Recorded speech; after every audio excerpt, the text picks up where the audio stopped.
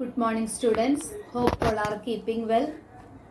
Everyone is studying well. Study well and read the test well. Let's go to the lesson. Play time. Fair play. Play time second part ആയ fair play ആണ് നമ്മൾ ഇന്ന് പഠിക്കാൻ പോണത്. അതിന്റെ ഏകദേശം ആ ലെസന്റെ ഹാഫ് കഴിഞ്ഞു. Next paragraph.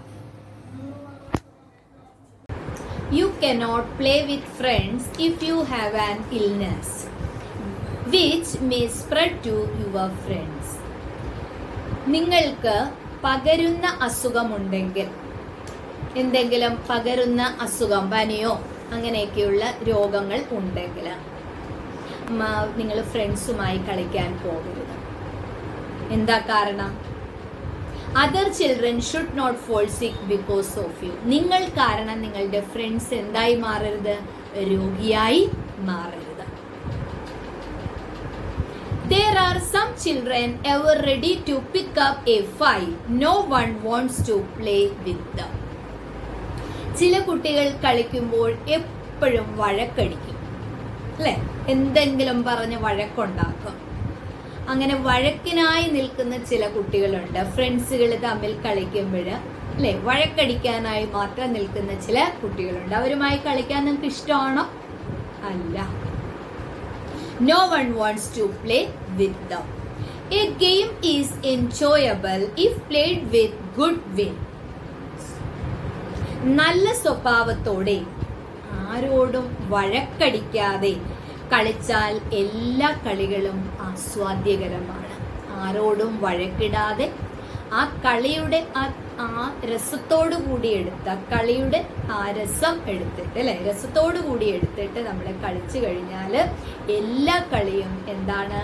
ആസ്വാദ്യകരമാണ്. A game is enjoyable if played with good will. So the next time anybody picks up a fight, just politely ask them if they want to be in or out of the game.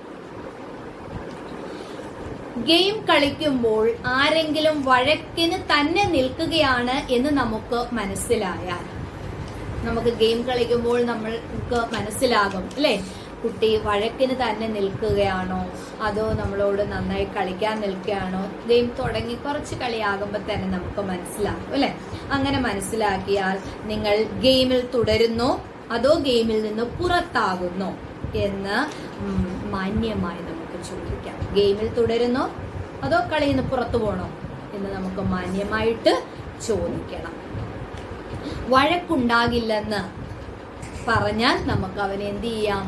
ഗെയിമിൽ തുടരാം. അവനെ ഗെയിമിൽ തുടരാൻ അനുവദിക്കാം. Then they are in the game if they promise not to lose their cool. This rule applies you too. ഈ rule നമ്മൾ ഓരോരുത്തർക്കും ബാധകമാണ്.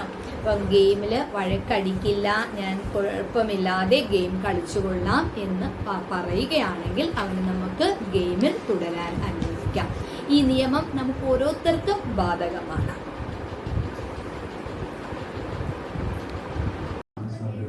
Assignment: differentiate between fair play and foul play.